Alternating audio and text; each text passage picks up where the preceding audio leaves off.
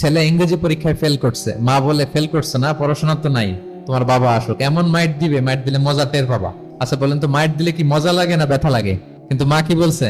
মজা টের পাবা, মানে ওরে তুচ্ছ করে তাচ্ছিল্য করে বলছে, মাইরের তীব্রতা বোঝানোর জন্য বলছে যে এমন মাইট দিবে টের পাবা, দাঁড়াও তোমার বাবা আসুক আজকে ঘরে। আল্লাহ ওইটাই বললেন, এই সম্পদগুলোকে লোহার খুন্তি বানিয়ে জাহান্নামের আগুনে পোড়ানো হবে। 3 জায়গায় সাকা দেওয়া হবে, ফি তুকুয়া বিহা জিবাহুম, কপালে, পাজরে, পিঠে।